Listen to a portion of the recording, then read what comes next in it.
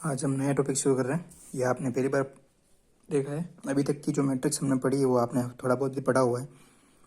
ये टॉपिक एकदम फ्रेश है, नया है, इतना डिफ़िकल्ट नहीं है, इजी है, बस थोड़ी प्रैक्टिस की ज़रूरत है। देखेंगे क्या होता है rank of a matrix. Rank of a matrix, rank को हिंदी में बोलते हैं जाति। हम इंग्लिश में ही पढ़ेंगे और इंग्लिश में ही याद रखेंगे। रैंक पर याद होना चाहिए कि रैंक को क्या बोलते हैं, जाति। Rank of a matrix. Matrix क्या होता है आपको बताइए। अब मैट्रिक्स के अंदर क्या होता है, ये पूरी तो क्या है आपकी मैट्रिक्स, ये पूरी क्या है मैट्रिक्स है। कितने ऑर्डर की है, कितने क्रम की है, 3 × 3 ऑर्डर की एक मैट्रिक्स। अब मैट्रिक्स के अंदर उप मैट्रिक्स क्या होता है, मैट्रिक्स के अंदर उप मैट्रिक्स या वर्ग मैट्रिक्स क्या होता है। उप मैट्रिक्स यानी कि ये एक मैट्रिक्स है पूरी, इसके अंदर देखो एक छोटी 2 × 2 की एक मैट्रिक्स है। आप चाहे जैसे ये एक मैट्रिक्स ले सकते हैं, ये एक मैट्रिक्स, ये एक मैट्रिक्स, ये अकेली भी एक मैट्रिक्स है, ठीक है। पर हमको क्या लेना है, वर्ग मैट्रिक्स लेना हो चाहिए, क्योंकि वर्ग मैट्रिक्स का ही अपन क्या निकाल सकते हैं, डिटर्मिनेंट और सारणिक। ये जो वर्ग मैट्रिक्स होता है उसी का डिटर्मिनेंट और सारणिक निकलता है, बाकी नहीं निकलता। तो हमको इसमें छोटी छोटी जो वर्ग मैट्रिक्स या स्क्वायर मैट्रिक्स होती है उनको ढूंढना होता है। ज़रूरी नहीं 2 × 2 की भी हो, 1 × 1 की हो सकती है, पर 1 × 1 को निकाल के कोई मतलब नहीं, क्योंकि उसका डिटरमिनेंट तो हमको पहले से पता होता है, ठीक है। मेन जो होती है, ये जितने ऑर्डर की बड़ी मैट्रिक्स होती है उतनी या उससे छोटी उप मैट्रिक्स हम निकालते हैं। तो हमारा मेन काम क्या है इसमें, उप मैट्रिक्स क्या होता है ये आपको समझ में आना चाहिए कि मैट्रिक्स के अंदर जो उसके अंदर जो उप मैट्रिक्स होती है, ये छोटी छोटी मैट्रिक्स वर्ग मैट्रिक्स, उनको उप मैट्रिक्स बोलते हैं, ठीक है। और ये भी एक उप मैट्रिक्स है, ये भी एक उप मैट्रिक्स है।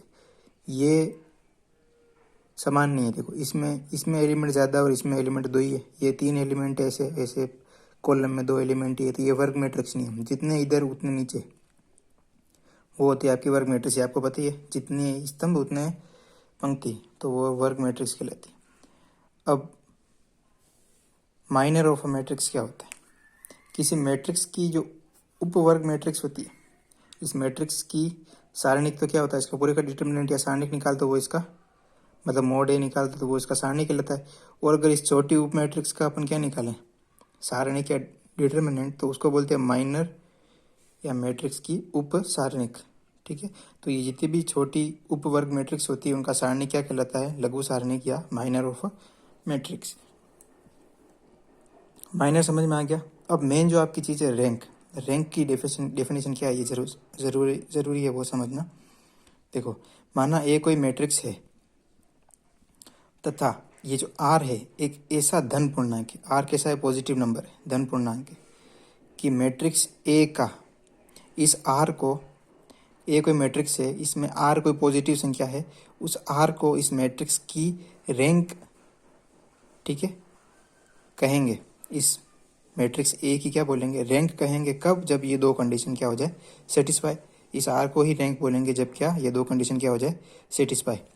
अब आर क्या होता है, देखो इसके ऊपर दोनों कंडीशन क्या है, आर कोटि, कोटि यानी कि ऑर्डर, क्रम, ठीक है। आर कोटि की जो आर कोटि की कम से कम एक उप सारणिक का मान 0 नहीं हो, आर कोटि की कम से कम एक उप सारणिक का मान 0 नहीं हो। यानी कि अगर ये आर रैंक है, अगर ये आर रैंक है तो इस आर की रैंक, आर की जो वैल्यू होगी 2 3 4, उस कोटि की जितनी भी उस मैट्रिक्स में ये उप सारणिक होगी, उप मैट्रिक्स होगी, उप मैट्रिक्स, उन उप मैट्रिक्स का जो सारणिक होगा उसको उप सारणिक बोलते हैं, अपने पढ़ा था अपन ने। तो जितनी भी ये आर कोटि की छोटी छोटी मैट्रिक्स होगी इसमें, उनका हम क्या निकालेंगे, डिटर्मिनेंट। तो उसमें से इसकी कितनी बनी, देखो 1, ये 2, ये ऊपर 3, ये 4, तो इनके जो छोटे छोटे कितने उप सारणिक निकले, 4 उप सारणिक निकले। तो इन उप सारणिक में से कम एक उप सारणिक का मान क्या होना चाहिए, 0 नहीं होना चाहिए। भले 3 शून्य हो, 4 में से 3 शून्य हो, 1 शून्य नहीं है तब भी चलेगा, तो कम से कम 1 शून्य नहीं होना चाहिए, ये पहली कंडीशन। दूसरी कंडीशन क्या है कि इससे बड़ी उप सारणिक होगी ना, इससे बड़े ऑर्डर की, यानी कि 2 × ऑर्डर की 2 × 2 ऑर्डर की उप सारणिक की बात अगर कर रहे हैं, वो अगर आर है तो r + 1 क्या होगा, 3 × 3 ऑर्डर की, 3 × तीन ऑर्डर की कोटि का जो प्रत्येक मैट्रिक्स जो उप सारणिक होगा उसका मान क्या हो, शून्य होना चाहिए। उसका मान क्या होना चाहिए, शून्य होना चाहिए, तभी ये काम होगा। क्या बोल रहा हूँ समझो। ये कोई मैट्रिक्स है, ठीक है। जैसे ये 4x4 ऑर्डर की क्या है, मैट्रिक्स। तो इसमें छोटे छोटे मैट्रिक्स बनेगी ऐसे, ढूंढनी पड़ती, ठीक है। ऐसे इसमें जैसे ये मेरे को 3x3 ऑर्डर की मिली अंदर, और इसके अंदर वापस ढूंढोगे 2 ऑर्डर की, दो ऑर्डर की भी मिलेगी। तो ये जैसे 2x2 ऑर्डर की। जैसे मेरी रैंक क्या आ रही, मैंने मान लिया इसमें रैंक क्या आ रही मेरी 2। अगर रैंक 2 आ रही है तो ये जो 2x2 के जितने भी इसमें ये उप सारणिक बनेंगे छोटे छोटे, और इसमें भी बनेंगे, इसमें भी बनेंगे, इनका अगर मैं डिटर्मिनेंट या सारणिक निकालूं तो कम से कम एक उप सारणिक का मान क्या है, 0 नहीं आना चाहिए। कम से कम एक उप सारणिक का मान 0 नहीं आना चाहिए। और इससे बड़ी अगर r का मान 2 है तो r+1 कितना होगा, 2+1 यानी कि 3, यानी कि 3x3 की जो बड़ी मैट्रिक्स बन रही है अंदर ये वाली, ये सारे उप सारणिक का मान कितना होना चाहिए, 0। ये सारे उप सारणिक का मान 0 होना चाहिए। यानी कि जो रैंक है उस ऑर्डर की जितनी भी सारणिक होगी उसमें कम से कम एक तो नॉट इक्वल टू 0 होनी चाहिए, और उससे एक बड़े ऑर्डर की जितनी भी उप सारणिक होगी, उप सारणिक, उनका सबका मान 0 होना चाहिए, सबका मान 0। समझ में आ गया आपको। हम एक दो क्वेश्चन करेंगे तो आपको और क्लियरली समझ में आएगा, ठीक है। तो जब ये दोनों कंडीशन सेटिस्फाई हो जाती है तो ये जो आर होता है वो उस मैट्रिक्स की क्या कहलाती है, जाती है रैंक। रैंक को ये से रो ए, क्या इसको बोलते हैं, रो ए, रैंक ऑफ ए, ठीक है। इसको ऐसे लिखते हैं रैंक को। अब कुछ देखो क्या है, शून्य मैट्रिक्स जो होती है जिसमें सारे एलिमेंट्स क्या होते हैं 0, तो उनकी रैंक भी क्या होती है, 0। अगर मैट्रिक्स शून्य मैट्रिक्स नहीं हो, बाकी किसी भी तरह की मैट्रिक्स हो, ठीक है, अशून्य मैट्रिक्स हो, तो उसकी रैंक 1 या 1 से बड़ी होगी, मतलब कभी भी 0 नहीं होगी। अगर 0 मैट्रिक्स है या शून्य मैट्रिक्स है तो 0 होगी, वरना 1 तो हो सकती है या उससे बड़ी होगी, पर इससे छोटी यानी कि 0 और नहीं हो सकती। यानी कि अगर अशून्य मैट्रिक्स है तो उसकी रैंक 1 या उससे बड़ी होगी, 0 नहीं होगी। 0 सिर्फ किसकी होती है, शून्य मैट्रिक्स की होती है। दूसरा, अगर जो मैट्रिक्स हमने ली, जो हमको दी है कि इस मैट्रिक्स की रैंक निकालो, अगर उस मैट्रिक्स का डिटर्मिनेंट ही पहला, उसी का डिटर्मिनेंट 0 नहीं हो रहा, जो मैट्रिक्स है उसका डिटर्मिनेंट ही अगर 0 नहीं हो रहा, तो उसकी रैंक वही होगी जो उस मैट्रिक्स का ऑर्डर होगा। यानी कि n क्रम की या m ऑर्डर की अगर कोई वर्ग मैट्रिक्स है और उसका डिटर्मिनेंट या सारणिक बराबर 0 नहीं आ रहा है, तो वही उसकी रैंक होगी जो उसका ऑर्डर होगा। n ही उसकी क्या होगी, रैंक। और अगर मैट्रिक्स स्क्वायर मैट्रिक्स नहीं है, कैसी नहीं है, मैट्रिक्स अगर स्क्वायर मैट्रिक्स या वर्ग मैट्रिक्स नहीं है, यानी कि m और n अलग अलग है, तो इस मैट्रिक्स की जो रैंक होगी इस m और n में से जो छोटा होगा, m और n का मान जो भी होगा, 2x3, 3x2, 4x5 जो भी हो, उनमें जो सबसे छोटी वैल्यू होगी उसके बराबर या उससे कम होगी, उसके बराबर या, जैसे 3x4 ऑर्डर की मैट्रिक्स है तो 3,4, तो मिनिमम क्या होगा, 3 में से 4 में से छोटा कौन है, 3। तो rank of A is less than equal to 3, यानी कि 3 से छोटा या उससे बराबर होगी। समझ में आ गया। फिर दूसरी चीज आती है नलिटी, नलिटी या रिक्तता। नलिटी या रिक्तता, मैट्रिक्स की नलिटी या रिक्तता क्या कहलाती है कि ये जो भी रैंक आई, जो भी इस मैट्रिक्स की रैंक आई, उसको उसके ऑर्डर में से माइनस कर दो। समझ रहे हो। जैसे ये कोई मैट्रिक्स है, अगर इसकी रैंक 2 आई, अगर इसकी रैंक क्या आई, मैं ऐसे बोल रहा हूँ, ठीक है, अगर इसकी रैंक 2 आई, ठीक है, तो ये जो n है, ये 3, 4, देखो ये m इंटू n दोनों अलग अलग है, तो जब अलग अलग हो तो रैंक छोटे वाले से बड़ी या छोटे वाले से छोटी या उसके बराबर होगी। यानी कि 3, मिनिमम क्या है 3, तो rank of A is less than equal to 3। यानी कि इस 3 में से जो भी इसकी रैंक होगी, रैंक अगर मैं 2 मान रहा हूँ तो 3 - 2 करेंगे तो क्या आ जाएगा, नलिटी ऑफ अ मैट्रिक्स। यानी कि जो भी रैंक आती है उसको उसके जो पूरी बड़ी मैट्रिक्स थी, जो मेन मैट्रिक्स थी, उसके ऑर्डर में से माइनस कर दो, जो वैल्यू आती है वो क्या होती है, नलिटी ऑफ अ मैट्रिक्स। अब देखो एक एग्जांपल करते हैं, इसकी नलिटी भी निकालेंगे। ये कोई मैट्रिक्स है ए, इसकी जाति ज्ञात कीजिए जहाँ पर ए क्या है ये। अब ये ए मैट्रिक्स, इसका ऑर्डर कितना भाई, 3 पंक्तियाँ हैं, 3 कॉलम कितने हैं, 4, 3x4 ऑर्डर की मैट्रिक्स है। अब इसकी रैंक क्या होगी ये पता करना है। तो पहली कंडीशन क्या है, अगर m और n की वैल्यू अलग अलग हो तो यहाँ m और n लिखो, ये लिख दिया m और n। मिनिमम कौन है भाई, 3 1 4 है, 3 छोटा है तो ये 3, यानी कि रैंक ऑफ ए की मान या तो इस 3 से छोटी होगी या इसके बराबर होगी, छोटी या बराबर होगी। ये चीज़ ध्यान रखना, छोटी और बराबर होगी प्लस, क्योंकि ये देखो ये मैट्रिक्स की डिटर्मिनेंट 0 नहीं आ रही, इस मैट्रिक्स की डिटर्मिनेंट हम निकालेंगे ना। ये 0 मैट्रिक्स दिख रही क्या आपको, सारे वैल्यू देखो अलग अलग है, कोई भी 0, सब 0 है क्या, नहीं है। इसका मतलब ये अशून्य मैट्रिक्स है, रैंक 1 से बड़ी या उसके बराबर होगी। और इधर ये क्या बोल रहा है, रैंक जो है ए की वो 3 से छोटी या इसके बराबर होगी, यानी कि रैंक या तो 1 होगी, 2 होगी या 3 होगी। इन तीनों में से ये होगी, नहीं तो 0 होगी और नहीं 4 होगी, नहीं 3 से बड़ी होगी, नहीं 1 से छोटी होगी। 1 से छोटी क्यों नहीं होगी, क्योंकि ये जो मैट्रिक्स दिया है वो अशून्य मैट्रिक्स है, शून्य मैट्रिक्स नहीं है। शून्य मैट्रिक्स की 0 होती है और रैंक कभी भी नेगेटिव नहीं होती। समझ गए, दो बात क्लियर हो गई कि रैंक या तो 3 से छोटी होगी या इसके बराबर होगी, और रैंक 1 से तो बड़ी होगी या इससे बराबर होगी। तो 1, 2 या 3, इन तीनों में से एक इसकी रैंक होगी। वो कैसे निकालेंगे, कौन सी है, तो हम क्या करते हैं, हम जानते हैं कि अगर किसी मैट्रिक्स की 2 पंक्ति या 2 स्तंभ समान हो तो उस मैट्रिक्स की सारणिक का मान 0 होता है। जब आपने 11th 12th में मैट्रिक्स पढ़ी थी तब आपने ये प्रॉपर्टीज पढ़ी होगी कि अगर 2 पंक्तियों के मान जितने भी ये अवयव हैं या 2 स्तंभ के जितने भी अवयव हैं, अगर वो समान हो, आपस में क्या हो, समान, तो उनका सारणिक या डिटर्मिनेंट क्या होता है, 0 होता है। तो उनका सारणिक या डिटर्मिनेंट क्या होता है, 0 होता है। ये नियम आपने पढ़ा है। अब देखो यहाँ से 3 कॉमन लो, 3 यहाँ से गया तो 1, 9 में से 3 गया तो 3, और 3 में से 1 गया तो 1। भाई 3, इसको 3 लिख सकते हो, इसको 3 इंटू 3, इसको 3, तो 3 3 तीनों में से निकल गया, यहाँ 1 बचा, यहाँ 3 बचा और यहाँ 1 बचा। 1 3 माइनस 1 यहाँ पे भी है, 1 3 माइनस 1 यहाँ पे भी है। समझ रहे हो, यानी कि इस मैट्रिक्स का डिटर्मिनेंट क्या है, 0। ये देखो यहाँ से 4 कॉमन लो, यहाँ से 3 कॉमन लो, यहाँ से भी 3 कॉमन लो, यानी कि ये तीनों जो आपको स्तंभ दिख रहे हैं ना, ये तीनों सेम है। या फिर ऐसे पंक्तियाँ ले लो, ये भी क्या है, सेम है। यानी कि किसी भी तरीके से स्टार्ट करो और इसका डिटर्मिनेंट निकालेंगे तो वो क्या आएगा, 100% 0 ही आएगा, 100% 0 ही आएगा। क्लियर हो गई ये बात। तो यानी कि इस मैट्रिक्स की जो सारणिक का मान है वो 0 आ रहा है, यानी कि रैंक 3 तो नहीं हो सकता, रैंक 3 नहीं हो सकता। क्यों, क्योंकि इसके जितने भी उपसारणिक बन रहे जितने भी उपसारणिक बन रहे हैं उनका मान क्या है, 0। मेरी बात सुनो, हमको चेक करना है कि रैंक 3 है कि नहीं।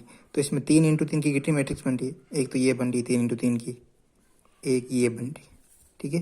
यानी कि एक तो ये बन रही है 3 इंटू 3 की, एक ये बन रही है 3 इंटू 3 की। इसके अलावा और कोई मैट्रिक्स नहीं बन रही, इसको उप सारणिक उप मैट्रिक्स बोल रहे हैं। इस उप मैट्रिक्स का जो अपन डिटर्मिनेंट या सारणिक निकालेंगे वो होगा उप सारणिक, यानी कि इस उप सारणिक का मान भी क्या आ रहा है, 0। इस उप सारणिक का मान भी 0 आ रहा है। क्यों, क्योंकि 2 पंक्ति या 2 स्तंभ का मान अगर बराबर हो तो उस सारणिक का मान, उस मैट्रिक्स की सारणिक का मान क्या आता है, 0 आता है। ये हमने पढ़ा हुआ है। तो ये रैंक 3 ऑर्डर की दोनों मैट्रिक्स जो उपसारणिक बन रही उनका मान क्या आ रहा है, सारणिक का 0 आ रहा है, इसलिए रैंक 3 नहीं हो सकती। 3 से क्या होगी, छोटी, यानी कि अब रैंक या तो 2 होगी या 1 होगी, 3 नहीं हो सकती। अब चेक करते हैं क्या रैंक 2 है क्या, रैंक 2 है क्या, ये चेक करेंगे अपन। 2 यानी कि 2 इंटू 2 की कितनी उपसारणिक मैट्रिक्स है, एक तो ये, एक ये, एक ये, एक ये, एक ये और एक ये। कितनी बनी, 1 2 3 4 5 6 उपसारणिक बनी 2 इंटू 2 की बनी। इसका निकालो, 9 एकम 9, 3 तिया 9, 9 माइनस 9 0, 9 चौक 36, 12 तिया 36, दोनों को माइनस करेंगे 0, माइनस के 36 और प्लस के 36 0, माइनस के 9 और प्लस के 9 0। सारे उपसारणिक का मान क्या आ रहा है, 2 इंटू 2 के भी 0 आ रहा है। तो हम बोल सकते हैं कि अतः पुनः 2 इंटू 2 के सभी उपसारणिक का मान क्या आ रहा है, 0 आ रहा है।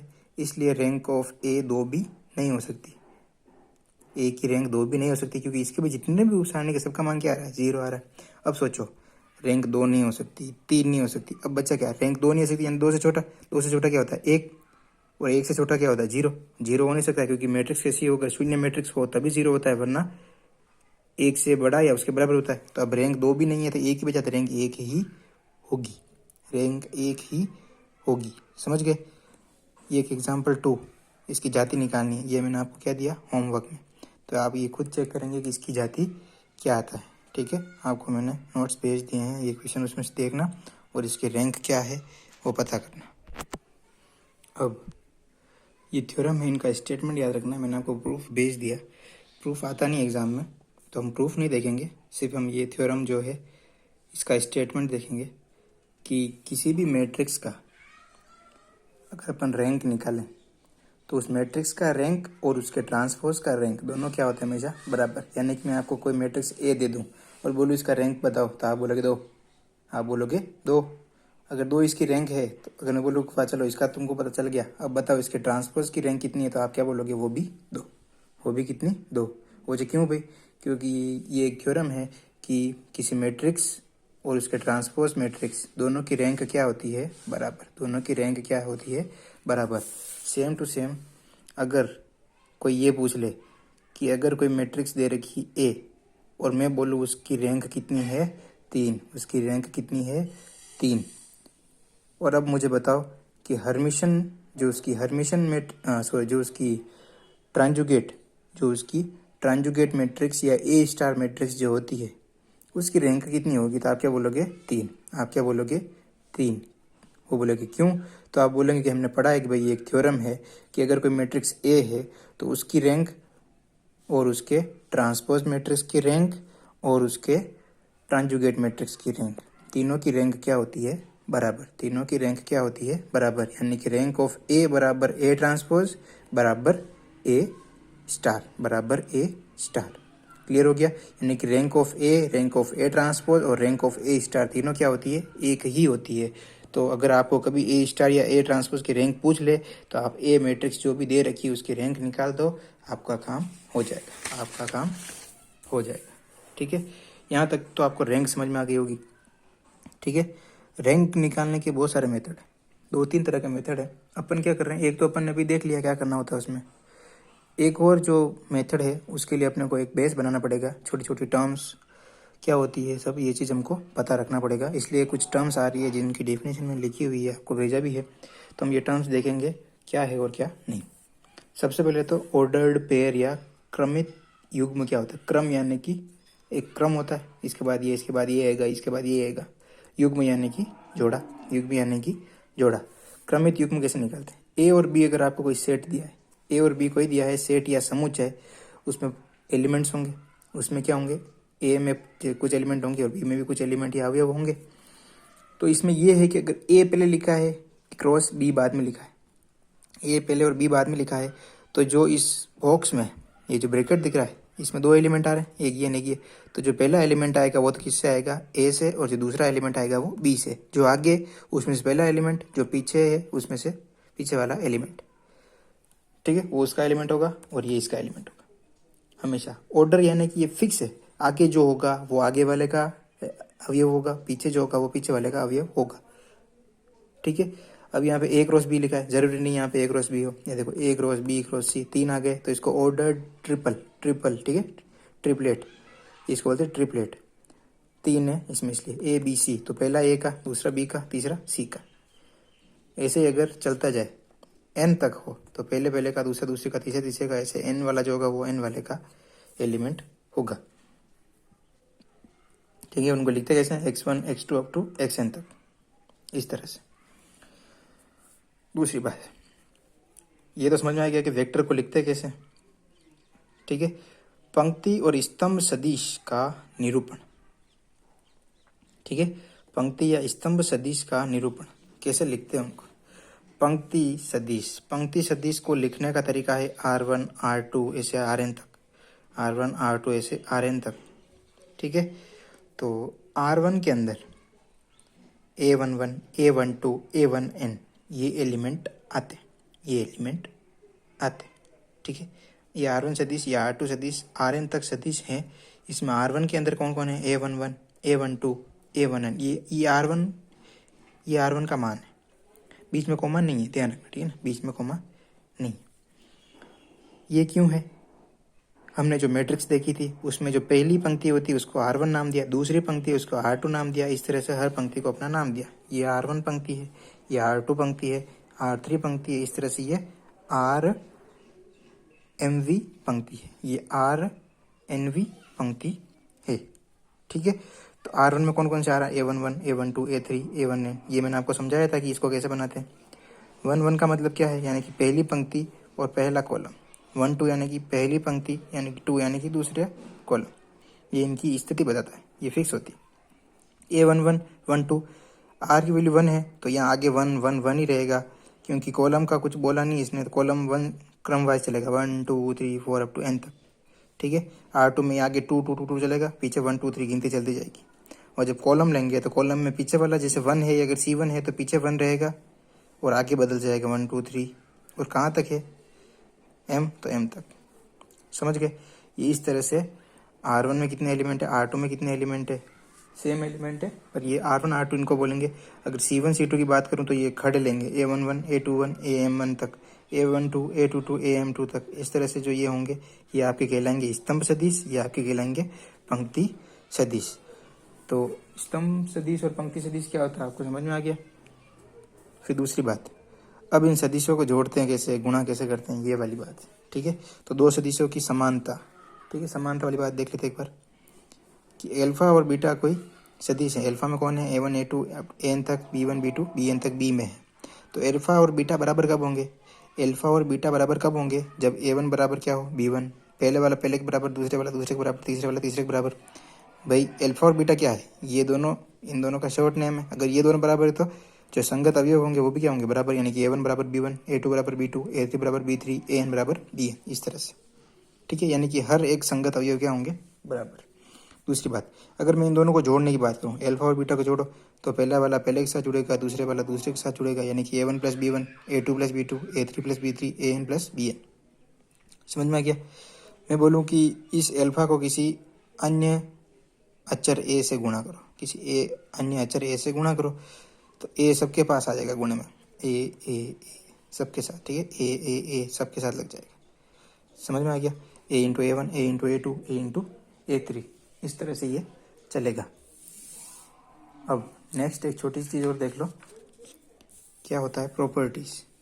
इनकी प्रॉपर्टीज़ है, अगर एल्फा और बीटा ये कोई दो सदिश को जोड़ के रखा है, इससे मैं बोलूँ कि इसको ए को गुणा करना है इसको, तो ए को इसके साथ भी लिखेंगे और इसके साथ A alpha plus A beta. Similarly अगर ऐसा हो, ये तो क्या है सदिश, ये दोनों क्या है सदिश, और A B C जो भी होंगे यहाँ पे उनको क्या बोल दिया मैंने, स्केलर या अचर। ठीक है, तो ए का गुणा होगा तो ये अंदर आ गया। एल्फा अगर ऐसा हो कि एल्फा सदिश क्या करे, किसी अचर के ब्रैकेट में घुसने की कोशिश करे, सदिश क्या हो, किसी अचर की ब्रैकेट में घुसने की कोशिश करे, तो वो जिस दिशा से घुस रहा है उसी तरफ लिखना हमको, A एल्फा और B एल्फा। इधर से ही नहीं जा रहा है ना, तो A एल्फा B एल्फा। समझ गए। और अगर ए जिधर से घुस रहा है उसको भी इधर A एल्फा A बीटा। ठीक है, डायरेक्शन का बहुत महत्व होता है। दूसरी बात, A B एल्फा, इसको क्या लिख सकते हैं, इन दोनों को साथ में और एल्फा को अलग, A इंटू B एल्फा हो तो A B इंटू एल्फा लिख सकते हैं। ठीक है, तो ये कुछ प्रॉपर्टीज़ हैं, हम अभी पढ़ेंगे जो आगे। ये आपको दिख रहा है नीचे लीनियर कॉम्बिनेशन वगैरह, LC, ये चीज़ बहुत बेसिक चीज़ है जो इनमें यूज़ आएगी, वो मैंने लिखवा दिया आपको। और कल हम क्या पढ़ेंगे, LC या लीनियर कॉम्बिनेशन। ठीक है, आज के लिए इतना काफ़ी।